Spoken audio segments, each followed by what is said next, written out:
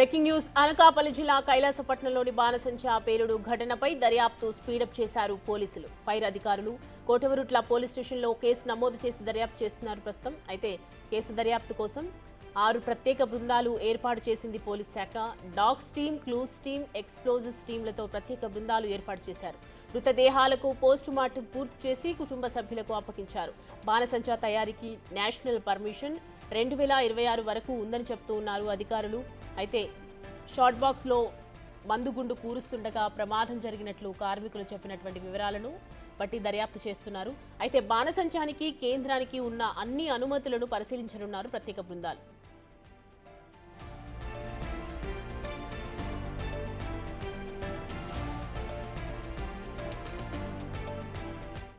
ఈ అంశానికి సంబంధించి పూర్తి డీటెయిల్స్ అందించడానికి మా ప్రతినిధి రాజు జాయిన్ అవుతున్నారు. రాజు, ఇన్వెస్టిగేషన్లో ఏం తెలుస్తోంది అంటే షార్ట్ బాక్స్లో మందుగుండు కూరుస్తుండగానే ప్రమాదం జరిగినట్లు చెప్తూ ఉన్నారు కదా, సో పూర్తి డీటెయిల్స్ ఏంటి?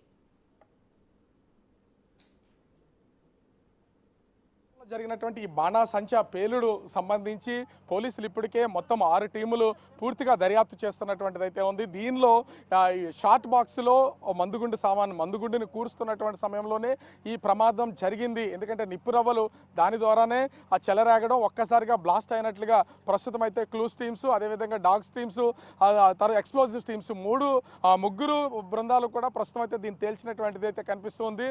ఇప్పటికే మొత్తం ఒకే గ్రామానికి సంబంధించినటువంటి కైలాసపట్నంలో ఉన్నటువంటి నలుగురు ఒకే గ్రామానికి చెందినటువంటి వాళ్ళు చనిపోయారు. మనం చూస్తున్నాం. ఇది ఊరికి అత్యంత సమీపంలో ఉన్నటువంటి రహదారి.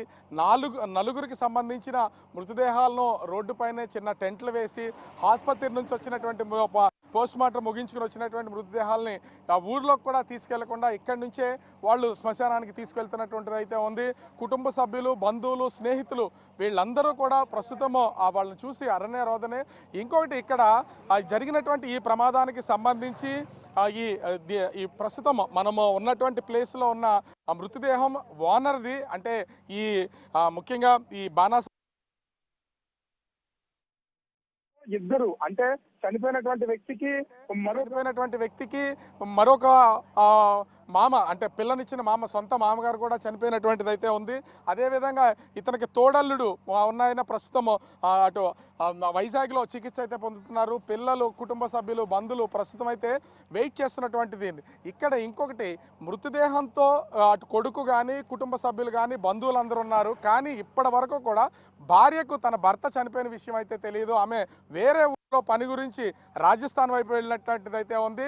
తిరుగు ప్రయాణంలో వస్తున్నారు. తన తండ్రి చనిపోయిన విషయాన్ని చెప్పగలిగారు కానీ తండ్రితో పాటు భర్త చనిపోయిన విషయాన్ని అయితే ఇప్పటి వరకు చెప్పలేనటువంటిది అయితే ఉంది. ఎందుకంటే ఇప్పటికే తండ్రి చనిపోయాడన్న విషయం తెలిసి శోక సముద్రంలో ఉన్నటువంటి ఆమెకు భర్త చనిపోయారన్న విషయాన్ని కూడా తెలియజేస్తే ఖచ్చితంగా వచ్చేటువంటి ట్రైన్లో చాలా ఇబ్బందులు పడతారని వాళ్ళు చెప్పకుండా ఉంచినటువంటి పరిస్థితి అయితే ఉంది. కానీ ఇది జరిగినటువంటి ప్రమాదానికి సంబంధించి ముఖ్యంగా చూస్తే ఊరంతా ఇక్కడే ఉంది. ఒకేసారి చరిత్రలో ఎప్పుడూ చూడని విధంగానే సహజంగా ఏదైనా ప్రమాదం జరిగితే ఒక ఊరికి ఒకరు చనిపోతారు, ఇంకొకరు చనిపోతారు అనుకుంటాం. కానీ ఒకే ఊరిలో ఒకే వీధులకు సంబంధించి కుటుంబానికి సంబంధించి నలుగురు చనిపోయినటువంటి నేపథ్యంలో మొత్తం ఊరంతా ప్రస్తుతం ఎవరికి వాళ్ళకి సంబంధించినటువంటి చనిపోయిన వ్యక్తిని దహన సంస్కారాలు చేయడానికి అయితే వెళ్తున్నటువంటిది అయితే ఉంది. ఇక్కడ వీళ్ళ బంధువులు, స్నేహితులు కూడా ఉన్నారు కొంతమంది. ఏం సార్ అసలు ప్రమాదం జరిగినటువంటి వ్యక్తి ఇప్పుడు దాదాపుగా ఒకే కుటుంబంలో ఇద్దరు చనిపోయినటువంటిగా తెలుస్తుంది. కుటుంబ సభ్యులకి అసలు పూర్తిగా అందరికీ తెలుసా, భార్యకి కూడా తెలియదు అని చెప్తున్నారు. అవును, తెలియదు. ఆవిడ ట్రావెలింగ్ లో ఉన్నారు కాబట్టి ఏమైనా ఇబ్బంది ఫీల్ అవుతారు. నాన్నకి చనిపోయిన తెలిసింది తప్ప వాళ్ళ భర్త చనిపోయినట్టు ఆమె తెలియదు. తెలుసుకుంటే ఆవిడ తట్టుకోలేని పరిస్థితిలో వాళ్ళ నాన్నగారు చనిపోయినట్టు తెలియపచ్చాం, వాళ్ళ భర్త గారు చనిపోయినట్టుగా తెలియపచ్చలేదు. ఏదైనా ప్రయాణంలో ఆవిడ రాలేదని చెప్పేసి మేము కామెంట్ చేస్తాం. అసలు మీది ఇదే ఊరు కదా, అంటే ఈ ప్రమాదం జరిగినటువంటి సమయంలో ఇక్కడే ఉన్నారా? ప్రమాదం జరిగినప్పుడు అసలు ఎలా ఉంది అసలు? అంటే మీరు ఈ ఊరికి ప్రమాదం జరిగిన దానికి చాలా దగ్గరగా ఉన్నారు కదా.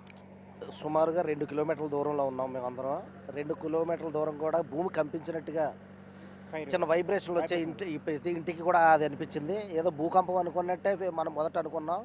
తర్వాత ఒక 5 నిమిషాల్లో అక్కడ మంటలు చెలరేగుతున్నాయని ఫోన్ రావడంతో అక్కడికి వెళ్ళడం జరిగింది అందరూ. అసలు ప్రమాదం జరిగిన తర్వాత ఎంతసేపటి వరకు వెళ్ళగలిగారు అసలు? అంటే వెంటనే వెళ్ళడానికి ఆస్కారం ఉందా?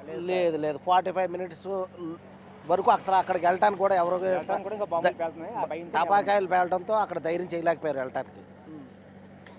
తర్వాత ఒక గంట తర్వాత వెళ్ళి అసలు ఏం జరిగింది అన్నది చూడటం జరిగింది. కొంతమందిని బయటికి తీసుకురావడంతో కొంతమందిని బయటికి తీసుకెళ్ళారు హాస్పిటల్కి అంబులెన్స్ ద్వారా. సో ఇక్కడ ఇప్పుడు ఇంతమంది ఉన్నారు ఒక కుటుంబంలో, ఇప్పుడు ఇంకొక ఆయన దాన సంస్కారాలు అన్నీ అయిపోయాయి. అసలు ఏంటి వీళ్ళకి సంబంధించి పిల్లలు ఎవరైనా ఉన్నారా వీళ్ళకి? పిల్లలు ఉన్నారండి. పిల్లలు ఆయన కూడా పిల్లలు బయట ఉన్నారు. నన్ను వచ్చారైనా వాళ్ళ మిస్సెస్ కూడా బయట ఉన్నారు. ఇప్పుడు ఇంకా రన్నింగ్లో ఉన్నారు ఆవిడ. అంటే ఒకే కుటుంబానికి సంబంధించి మొత్తం ముగ్గురా? అంటే ఇద్దరు చనిపోయారు, ఇంకొక అతను హాస్పిటల్లో ఉన్నారా? ఇంకో హాస్పిటల్ ఉన్నారు. ఒకే కుటుంబంలో ముగ్గురు జరిగారు. అంటే ఈయన తోడల్లుడు, ఇలా మామగారు చనిపోయారు, ఈయన చనిపోయారు. మూడు ఆయన హాస్పిటల్ చికిత్స పొందుతున్నారు. ఆయన కూడా కొద్దిగా ఇబ్బందికరంగా ప్రమాదకరంగా ఉన్నారు. ఆయన కూడా ప్రస్తుతం అయితే మనం చూస్తున్నాం కదా, వాళ్ళ కుటుంబ సభ్యులు, బంధువులు, స్నేహితులు అందరూ కూడా దాన సంస్కారాల కార్యక్రమాలు ఉన్నారు. చనిపోయినటువంటి వ్యక్తి భార్య జర్నీలో ఉన్నటువంటి నేపథ్యంలో ప్రస్తుతం ఈ దాన సంస్కారాలు ఆలస్యంగా జరపడానికైతే వీళ్ళందరూ వెయిట్ చేస్తున్నారు. అయితే ఈ విషయం మాత్రం ఇప్పటి వరకు తెలియదు. కొడుకుని వాదారుస్తున్న వాళ్ళు ఒక పక్కన, అదేవిధంగా తండ్రి చనిపోయాడని ట్రైన్లో ఉన్న ఆమె, భర్త చనిపోయిన విషయం తెలియక, అదేవిధంగా కుటుంబ సభ్యులందరూ కూడా ప్రస్తుతం ఇక్కడే ఉండి రోడ్డుపై నుండి రోధిస్తున్నటువంటిది అయితే ఉంది. కానీ తమ ఊళ్ళో ఇంతటి ప్రమాదం జరుగుతుందని వీళ్ళు కూడా ఊహించలేదు. అయితే ఇప్పటికే పోలీసులు, అదేవిధంగా క్లూస్ టీమ్స్ ఎక్కడికక్కడ దీనికి సంబంధించి పూర్తిగా దర్యాప్తు చేస్తున్నాయి. 6 బృందాలు మొత్తం ఆ ప్లేస్లో ఉన్నటువంటి ఎక్స్ప్లోజివ్స్కి సంబంధించి అన్నింటినీ కూడా నమూనాలు సేకరించారు. అది ఇప్పటికే కోటవరుట్ల పోలీస్ స్టేషన్లో కేసు నమోదు చేసినటువంటి నేపథ్యంలో అటు ఫైర్, అదేవిధంగా పోలీసు 2 డిపార్ట్మెంట్లకు సంబంధించి అధికారులందరూ కూడా ఎక్కడికక్కడ దీనికి సంబంధించి విచారణ చేస్తున్నటువంటి పరిస్థితి ఉంది. 2026 వరకు నేషనల్ పర్మిషన్ దీనికి ఉన్నటువంటి నేపథ్యంలో ఇప్పటికే హోంమంత్రి వంగలపూడి అనిత ఈ పర్మిషన్స్ గురించి కూడా మాట్లాడినటువంటి పరిస్థితి ఉంది. అయితే ఫైర్కి సంబంధించి ఏ విధమైనటువంటి పర్మిషన్స్ ఉన్నాయనేది కూడా రీజనల్ ఫైర్ ఆఫీసర్ దీని మీద దర్యాప్తు చేస్తున్నటువంటి పరిస్థితి కనిపిస్తుంది. ఇక్కడ ఉన్నటువంటి కుటుంబ సభ్యులు మనం చూస్తున్నాం కదా, ఉన్నటువంటి కుటుంబ సభ్యులు, బంధువులు, ఊళ్ళకి సంబంధించినటువంటి వాళ్ళు చివరికి మొత్తం ఊరంతా కూడా నలుగురు చనిపోవడం, ప్రతి ఇంట్లో ఒక చనిపోయినటువంటి వ్యక్తి ఉండడంతో ఇక మొత్తం ఊర్లో ఉన్నటువంటి వాళ్ళు కూడా ఎక్కడికి వెళ్లకుండా అంతా ఒకే చోటకైతే చేరుకున్నటువంటి పరిస్థితి ఉంది.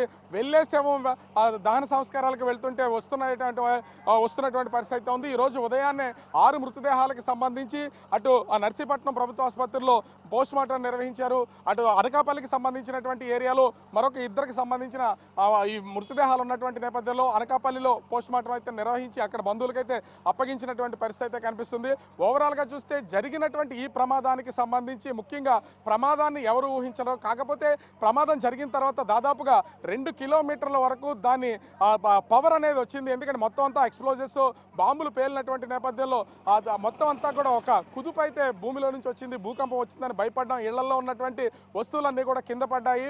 అదేవిధంగా బైకులు కూడా పడినటువంటిది అయితే, నిలబడినటువంటి వాళ్ళు కూడా ఏం జరుగుతుందో అర్థం కాలేదు. ఇళ్లలో నుంచి టీవీలు చూస్తూ బయటకు పరుగులు తీసామని వీళ్ళందరూ చెప్తున్నటువంటిది అయితే ఉంది.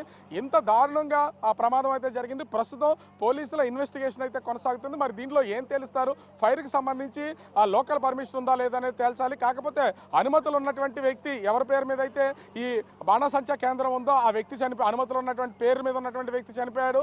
అతని మామగారు చనిపోయాడు. తోలు ప్రస్తుతం అయితే విశాఖలో చికిత్స పొందుతున్నటువంటి పరిస్థితి ఉంది.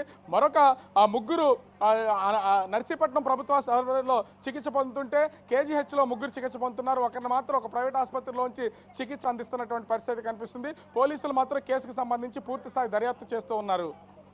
Right Raju, thanks for the updates.